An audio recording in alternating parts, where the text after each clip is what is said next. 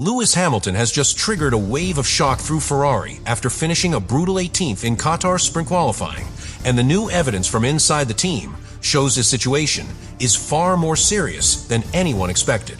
The internal data reveals that Hamilton lost almost 8/10 to the cut for the second session even before traffic arrived, and the radio logs confirm he spent over 30 minutes without communication during practice due to system failure.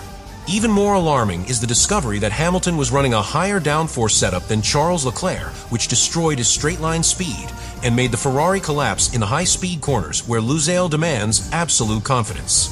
Before we break down the details behind Hamilton's worst Friday of the season, make sure you subscribe right now, because Qatar is exposing the deepest crisis Ferrari has faced all year, and this sprint is about to define how his season ends.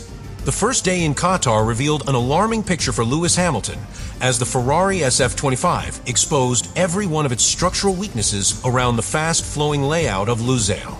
The report confirms that Hamilton was eliminated in the first segment of sprint qualifying with a 1-minute 22.043 lap, and that this placed him almost 8/10 behind the time required to progress.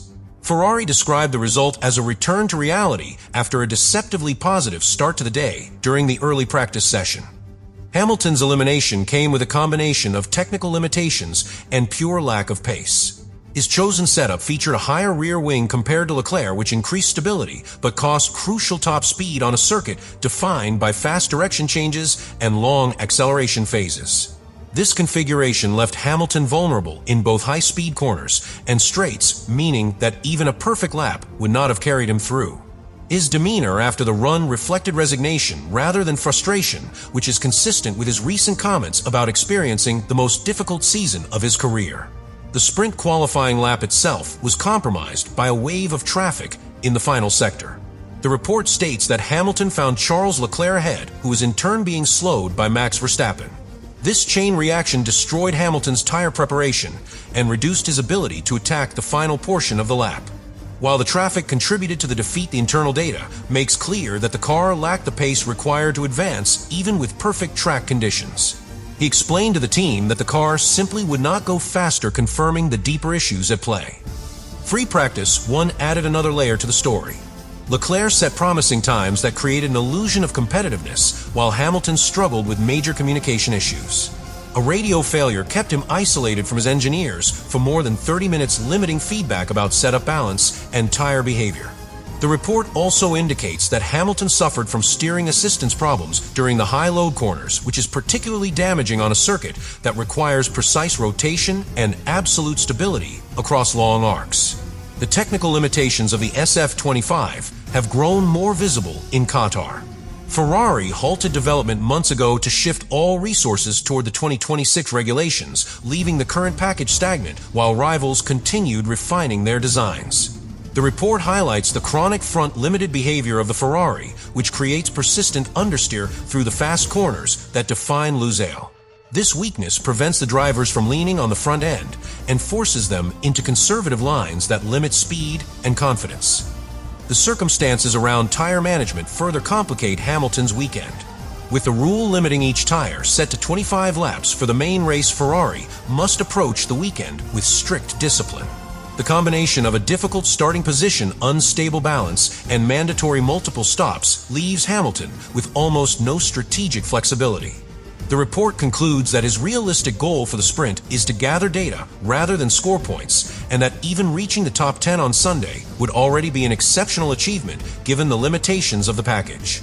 The central problem for Hamilton in Qatar is that the SF25 cannot operate in the performance window required for this circuit.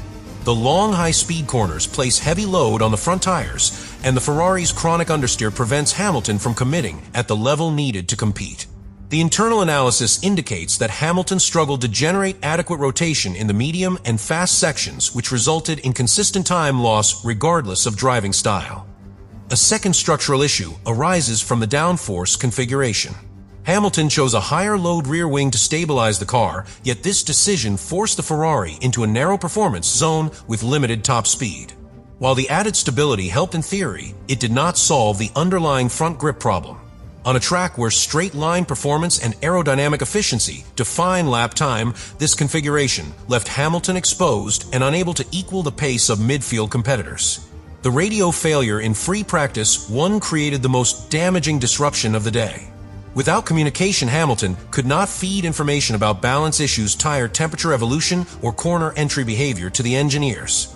This gap prevented the team from adjusting the setup with precision and forced Hamilton to approach sprint qualifying with an incomplete understanding of how the car reacted in critical sections. The lack of feedback undermined confidence and contributed to his inability to extract more from the package. Traffic in the final sector added another layer of difficulty. The combination of Leclerc slowing ahead and Verstappen creating disruption in the sequence eliminated the possibility of a clean final attempt. This destroyed tire temperature preparation and compromised Hamilton's approach to the decisive final corners. Yet the internal notes emphasize that even with a clear track, Hamilton's pace deficit was too large to overcome, which reinforces that the Ferrari's limitations rather than situational misfortune dictated the result. Another major problem is the lack of technical development in the SF25.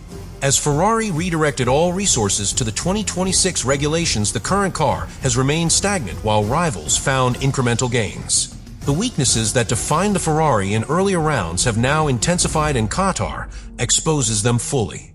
The front-limited nature of the car undermines both drivers, but Hamilton in particular struggles to adapt because the grip window is too narrow and the steering behavior lacks consistency under high lateral load. Finally, the psychological element cannot be ignored. Hamilton's comments reflect a driver who no longer expects performance from the car, and this mindset influences approach and confidence in crucial moments. The report states clearly that he is counting the days until the season ends, and this loss of optimism makes it difficult to attack sessions with the aggression required to overcome technical limitations. When combined with the mechanical weaknesses, Qatar becomes a perfect storm in the most demanding portion of the season. Ferrari's engineering department entered Qatar with the challenge of managing a car that has reached the limit of its development potential. The SF25 continues to suffer from persistent understeer at high speed, which forces the drivers to reduce corner entry velocity to maintain control. The report confirms that this behavior is endemic to the aerodynamic philosophy of the car and cannot be corrected without deeper structural changes, which are impossible this late in the season. The team also faces limitations with ride height and suspension settings. Lusail's combination of aggressive curbs and high lateral loads makes the bouncing tendency of the Ferrari especially damaging. Engineers must choose between lowering the car to increase grip or raising it to avoid oscillations. Neither solution produces a competitive window, which leaves Hamilton with a car that feels unstable when pushed and unresponsive when driven conservatively. Steering behavior created another critical engineering pressure point. The internal notes describe irregularities in the assisted steering system during practice, which affected Hamilton's ability to control weight transfer in the long corners. This inconsistency means that the front end can feel predictably heavy on one lap and unexpectedly sharp on the next, which erodes driver confidence. Ferrari has acknowledged the issue, but with limited time before the sprint, the team can only implement partial corrections. Tire limitations add further complexity. With each set restricted to 25 laps for the race, Ferrari must manage tire cycles with extreme precision across the weekend. This constraint reduces experimental setup options and forces the engineers to commit early to a configuration even if it proves suboptimal. Hamilton's need to push harder during sprint qualifying due to his poor starting position may further compromise tire availability for the race. The lack of updates on the SF25 placed the team under enormous pressure. Ferrari halted development months ago, which locked the car into a performance plateau while rivals pushed forward. The internal report acknowledges that this decision was strategic, but it now leaves the team unable to respond to the evolving demands of circuits like Lusail. Engineers can only refine existing tools rather than introduce new solutions, which limits their ability to extract more performance for Hamilton. The final source of engineering pressure is the reality of the weekend. Starting 18th in a sprint with no pit stops and high incident risk means Hamilton must rely entirely on the stability and predictability of the car. Yet the SF25 offers neither.